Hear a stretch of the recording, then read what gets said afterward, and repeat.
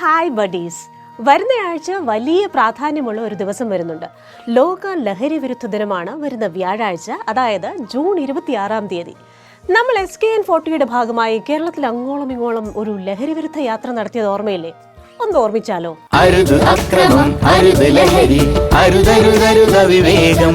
യാത്രയ്ക്കൊടുവിൽ മുഖ്യമന്ത്രി പിണറായി വിജയന് 24 ഒരു റിപ്പോർട്ടും നൽകി. അതിൽ കൃത്യമായ നടപടിയെടുക്കുമെന്ന് മുഖ്യമന്ത്രി ഉറപ്പും തന്നിരുന്നു. അത് മുഖ്യമന്ത്രി പാലിച്ചിരിക്കുകയാണ് ഗൈസ്. ആ വാർത്ത ഉൾപ്പെടെയുണ്ട് പ്രധാന തലക്കെട്ടുകളിലേക്ക്. സംസ്ഥാന സർക്കാരിന്റെ ലഹരി വിരുദ്ധ പ്രചാരണത്തിന്റെ 5ാം ഘട്ടം ഈ വരുന്ന വ്യാഴാഴ്ച ആരംഭിക്കും. സംസ്ഥാനത്തുടനീളമുള്ള ക്യാമ്പസുകളിൽ ഒരേ സമയം പ്രത്യേക പരിപാടി. National service scheme, student police കേഡറ്റുകൾ, മയക്കുമരുന്ന് വിരുദ്ധ ക്ലബ്ബുകൾ എന്നിവയുടെ നേതൃത്വത്തിൽ സ്കൂളുകളിലും കോളേജുകളിലും ലഹരി വിരുദ്ധ റാലികൾ സംഘടിപ്പിക്കും.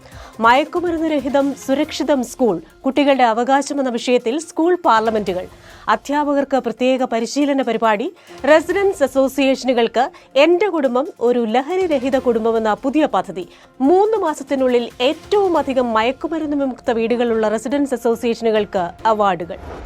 ജനസംഖ്യാ പഠനത്തിൽ താല്പര്യമുണ്ടോ? മുംബൈയിലെ ഇന്റർനാഷണൽ ഇൻസ്റ്റിറ്റ്യൂട്ട് ഓഫ് പോപ്പുലേഷൻ സയൻസസിലെ വിവിധ പ്രോഗ്രാമുകളിലേക്ക് അപേക്ഷിക്കാം. അവസാന തീയതി ഈ മാസം 25. വിശദ വിവരങ്ങൾ വെബ്സൈറ്റിലുണ്ട്. ക്യാമ്പസുകളിൽ ക്രൂരമായ റാഗിങ്ങോ ആത്മഹത്യയോ നടന്നാൽ കോളേജ് പ്രിൻസിപ്പലിനെയും സർവകലാശാല രജിസ്ട്രാറെയും വിളിച്ചു വരുത്തുമെന്ന് UGC. റാഗിങ്ങിനെതിരായ നടപടികൾ സ്വീകരിക്കാതിരുന്നത് എന്തിനെന്ന് വിശദീകരിക്കണം. റാഗിംഗ് വിരുദ്ധ നിബന്ധനകൾ കമ്മീഷൻ രൂപപ്പെടുത്തിയത് സുപ്രീം കോടതിയുടെ നിർദ്ദേശത്തെ തുടർന്ന്. ആന്റി റാഗിംഗ് കമ്മിറ്റികൾ, ആന്റി റാഗിംഗ് സ്ക്വാഡ്, ക്യാമ്പസിലെ പ്രധാന സ്ഥലങ്ങളിൽ നിരീക്ഷണ ക്യാമറകൾ, അപായ ബെല്ലുകൾ, ശില്പശാലകൾ, സെമിനാറുകൾ എന്നിവ നിർബന്ധം.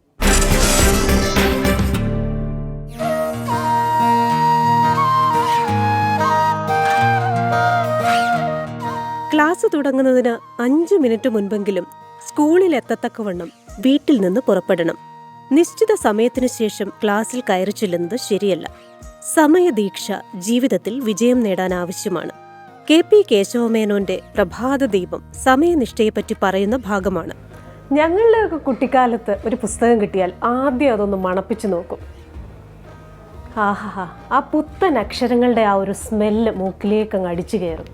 അതിനുശേഷമാണ് പതുക്കെ ഓരോ പേജുകളായി അത് കീറാതെയും ചുളിയാതെയും എടുക്കുന്നത്. എന്നിട്ടാണ് ഈ പുസ്തകം വായിക്കുന്നത്.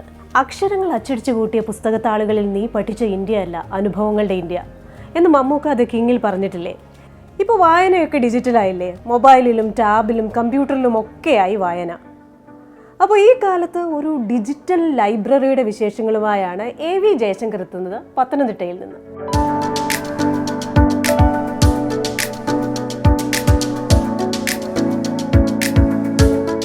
റാന്നി MS ഹയർ സെക്കൻഡറി സ്കൂളിലാണ് നമ്മളുള്ളത്. ഇവിടെ വിദ്യാർത്ഥികൾക്കും അധ്യാപകർക്കുമായി പുതിയ ഡിജിറ്റൽ ലൈബ്രറി ആരംഭിച്ചിട്ടുണ്ട്. ആ ലൈബ്രറിയുടെ വിശേഷങ്ങളിലേക്കും കാഴ്ചകളിലേക്കുമാണിനി.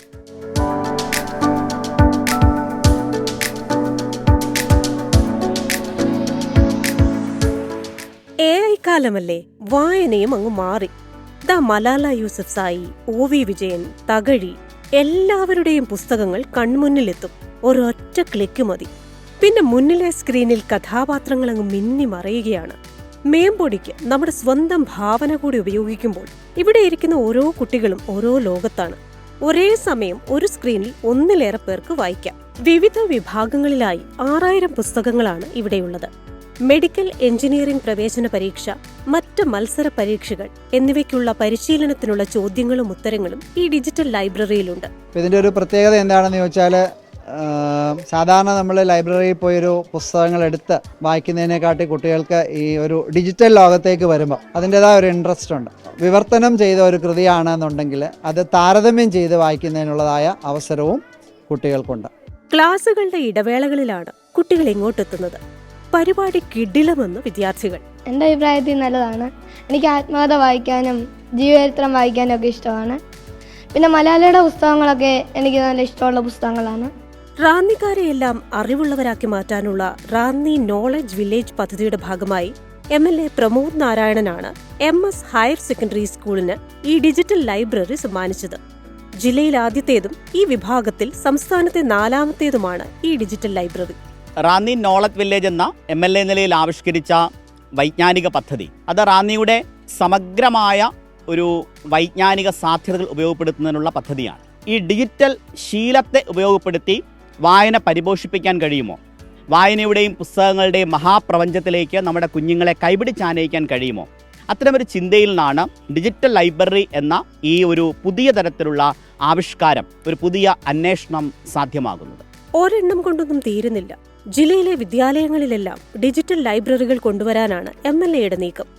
എഴുത്തിൽ മികവ് പുലർത്തുന്ന കുട്ടികളെ കണ്ടെത്തി രചനകൾ ഡിജിറ്റൽ രൂപത്തിൽ പ്രസിദ്ധീകരിക്കുന്നതും നോളജ് വില്ലേജ് പദ്ധതിയുടെ ഭാഗമാണ്.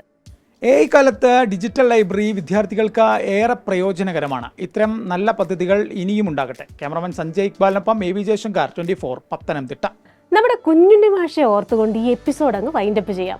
വായിച്ചാൽ വളരും, വായിച്ചില്ലെങ്കിലും വളരും.